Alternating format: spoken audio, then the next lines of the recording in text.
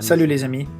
Vous êtes-vous déjà arrêté un instant pour réfléchir à l'incroyable beauté des mots de Genèse chapitre 1, verset 1? Au commencement, Dieu créa le ciel et la terre. C'est incroyable, c'est merveilleux. Mais ensuite, le deuxième verset nous en dit plus. La terre n'était que chaos et vide. Vide, c'est un espace vide. Le néant. Incroyable! Dieu a créé la terre, le ciel, le soleil, la lune, les étoiles et les êtres vivants à partir de rien de tout. Quel Dieu créateur puissant et aimant! Pourtant, il est difficile de reconnaître cette incroyable vérité dans le monde d'aujourd'hui. L'ennemi a travaillé dur pour effacer la vérité que nous trouvons dans la parole de Dieu. Dans l'évangile de Jean, chapitre 1, versets 1 à 5, nous lisons « Au commencement, la parole existait déjà. La parole était avec Dieu et la parole était Dieu. Elle était au commencement avec Dieu. Tout a été fait par elle et rien de ce qui a été fait n'était fait sans elle. En elle, il y avait la vie et cette vie était la lumière des êtres humains. La lumière brille dans les ténèbres et les ténèbres ne l'ont pas accueillie. » Cependant, aujourd'hui, Dieu nous invite par sa puissance à être les lumières dans ce monde, pour faire savoir au monde qu'il existe un Dieu créateur qui nous a créés, qui nous aime, qui est mort pour nous et qui un jour, bientôt, reviendra pour racheter les siens. Pour comprendre pleinement le Créateur, il est important d'être dans la nature, où nous pouvons observer et apprécier sa création. Dans le merveilleux livre « Les paraboles de Jésus », on lit ce qui suit. C'est ainsi que la création nous familiarise avec son auteur.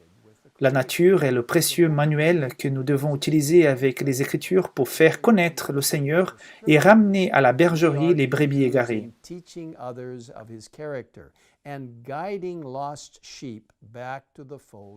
Par l'étude des œuvres de Tout-Puissant, le Saint-Esprit crée en nous une conviction qui n'est pas le résultat de la logique humaine.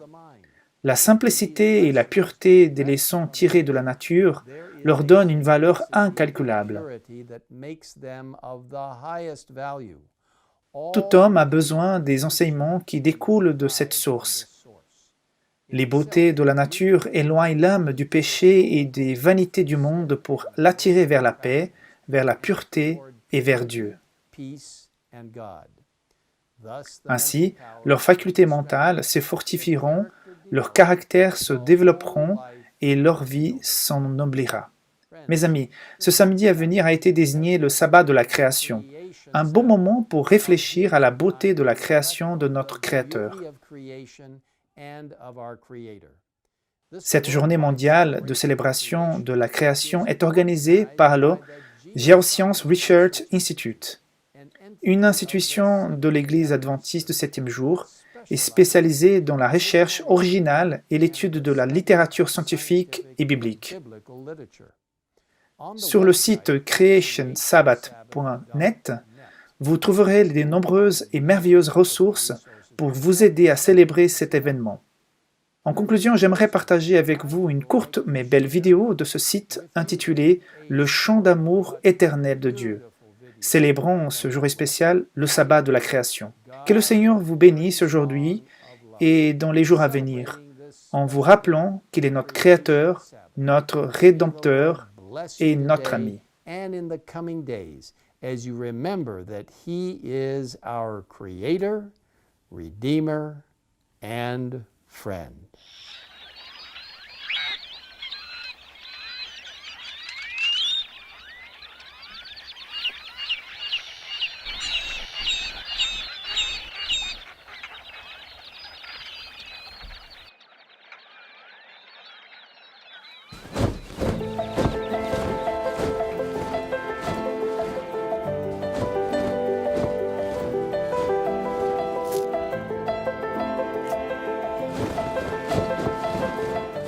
Rituel nocturne.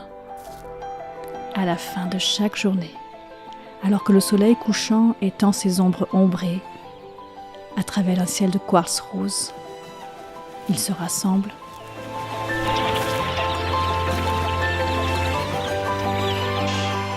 Ils se rassemblent pour prendre ensemble leur envol, dans une parfaite synchronisation.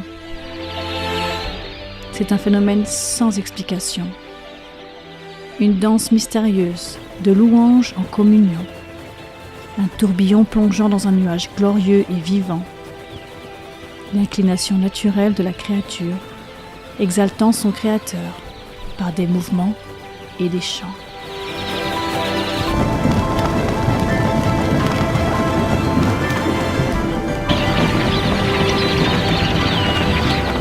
La nature est le chant d'amour éternel de Dieu. Son amour n'est nullement mieux exprimé que dans l'humanité, le summum de sa création. Nous sommes la symphonie divine, belle et complexe de Dieu, l'apogée de sa créativité artistique. Alors que nous admirons la beauté du monde autour de nous, le monde qu'il a créé pour notre plaisir, nos cœurs ne peuvent s'empêcher de s'élever en adoration devant le Créateur.